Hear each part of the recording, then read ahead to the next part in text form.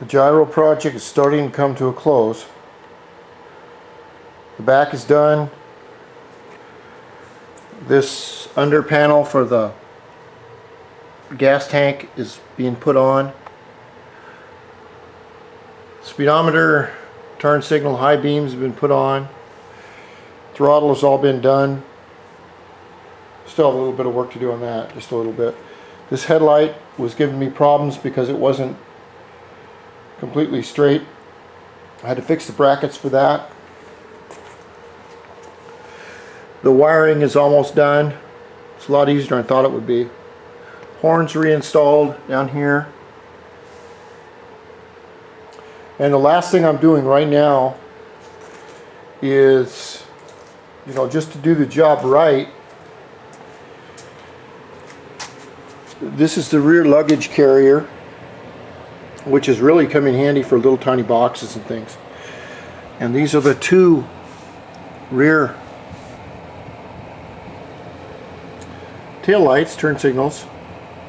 And then I put a little bit of heavy duty black paint on the foot pegs. And here's some more of the metal on the foot pegs. As long as you're going to do the job, you might as well just do it right. So I'll let this sit for, I don't know, 7 or 8 hours, and then come back and I'll start putting them on the bike. Some of the parts have got to be put in on an order. For instance, I'm going to have to put on the luggage rack up here before I put on the seat brackets, or I got a little bit of paint on my hands, sorry about that.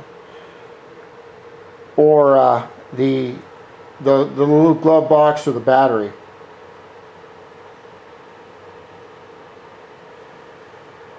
Then I've got to do a little bit more adjusting on the brake cable right here for the parking brake to work.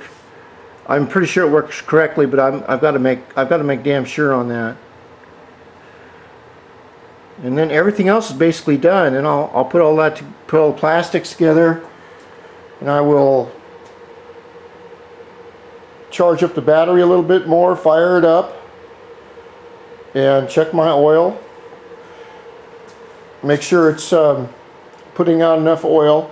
One thing I want to say about an oiling system, that in this automatic oiling system right here, as you pull on the throttle right here, well, the throttle cable splits right down by the carburetor, and as you crank on the throttle here, okay, it also opens up the oil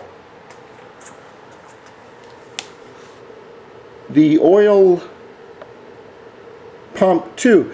Now the oil pump can be adjusted, and they have a little mark in here to do it on. But your best way, I'll tell you what, to adjust, if you don't have an adjustment or you don't know what you're doing and you want to adjust your oil pump, okay, when the oil comes out of the engine, it starts and it goes into the exhaust right here. Okay, this is another golden rule that I can state. You should not have oil dripping out of the end here and dripping down here and dripping onto the floor. Okay? Your oil should be burned up as it's coming from the cylinder into the muffler. The muffler is not an oil catch. The muffler, all it does is adds a little back pressure maybe, or it also is a spark arrestor, and it kills the sound. It's not made to catch oil. So if you're blowing a whole bunch of blue smoke out of here, or a whole bunch of blue smoke out of, say, like this racing Dio pipe right here,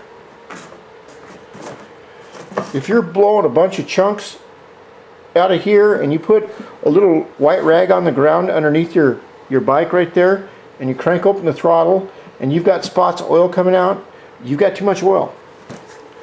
Because that oil should be burned up in the cylinder and not getting all over your pipe and blowing out your pipe.